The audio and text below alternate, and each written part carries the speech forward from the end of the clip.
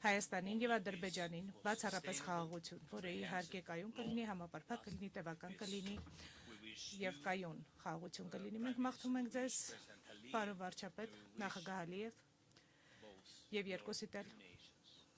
մաղթում ենք սա երկու պետություններին։ Չափազանց մեծ թվով երկրներ այսօր ներկայացված եւ շատ կարեւոր է, որ Հայաստանը այսօր հանդես է գալիս բոլոր եվրոպացիների հետ միասին եւ առաջին անգամ է, որ 24 տարվա ընթացքում միջայլոց, որ Ուկրաինայի նախագահը ներկայ այց է կատարում եւ սա իսկապես նշանակալի փաստ է, սա ցույց է տալիս մեր միասնականության մասշտաբը, նրանց ովքեր արժևորում են կյանքը։ Եվ ես համաձայն եմ Անտոնիոյի հետ։ Իսկապես շատ համաձայն եմ, որ Մակարնի մեզ հետ է եւ ժամանակն է, որ մենք պետք է մեր ընդհանուր արժեքները Կանադայի հետ վերածենք Կանադայի եւ Եվրոպայի համար հնարավորությունների։ Հարգելի բարեկամներ, մարտահրավերները հստակ են եւ ակնհայտ է, մենք բոլորս տեսնում ենք, որ Իրանում պատերազմը շարունակում է դեռ չվճռված լինել եւ այն կարող է անկայունության պատճառ դառնալ տևականորեն եւ այն կարող է բարձրացնել կյանքի արժեքը բոլորի համար եւ առաջին հերթին մեր էներգետիկայի եւ անվտանգության համագործակցությունը պետք է իրական համագործակցության վրա հիմնված լինի եւ մենք պետք է կարողանանք օգնել միմյանց նախապատրաստվել ձմեռվանը եւ գործ ունենալ էներգետիկ մարտահրավերների հետ եւ բացի դրանից պիտի ձգտենք երկարաժամկետ լուծումների Հորմուզի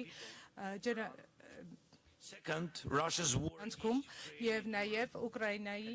դեմ Ռուսաստանի պատերազմը շարունակում է նույնքան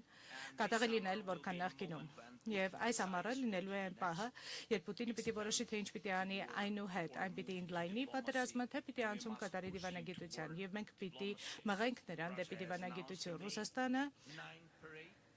Մայիսի 9-ին շքերթ է կազմակերպելու Մոսկվայում ռազմական տեխնիկայով եւ եթե դա տեղի ունենա, առաջին անգամ է լինելու սա բազմաթիվ տարիների ընթացքում, որ նրանք չեն կարողանալու թույլ տալ իրենց ռազմական տեխնիկա ցույց տալ եւ վախսփող ԱԹՍ-ները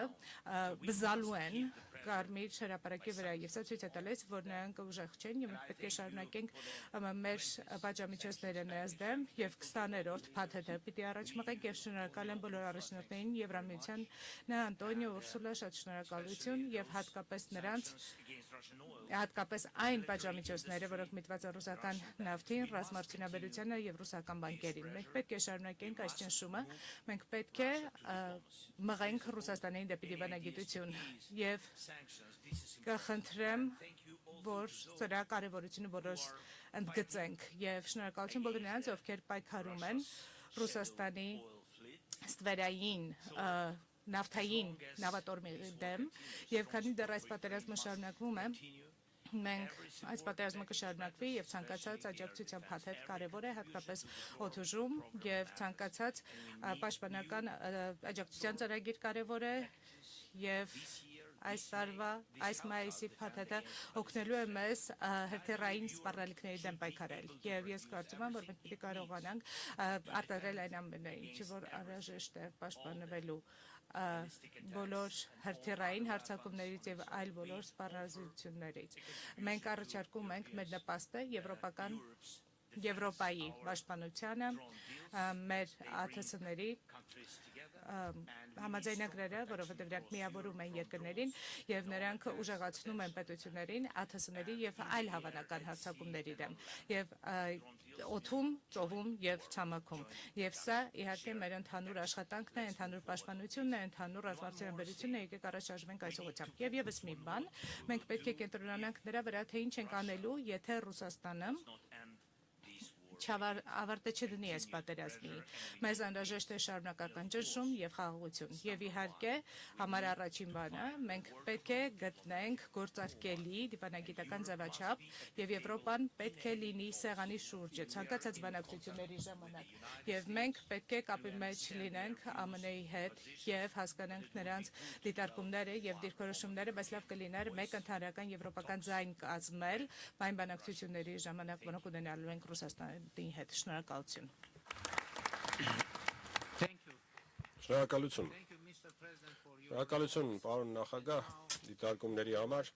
Իսկ այժմ թույլ տվեք խոսքը տալ նախագահ Իլհամ Ալիևին, ով մեզ միացել է տեսաձայնային կապով ելույթի համար համեցեք պարոն նախագահ։ Բարի ողջույններս Բաքվից։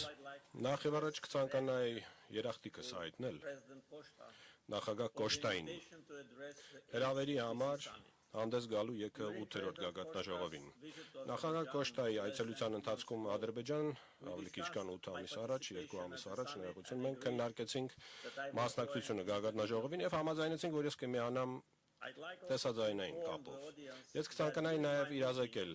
լսարանին, որ հանդիպմանս ժամանակ նախագահ Կոշտայի եւ նախագահ ֆոն դեր Լայենի հետ Տիրանայում ինձ խնդրեցին կազմակերպել այս գործընթացը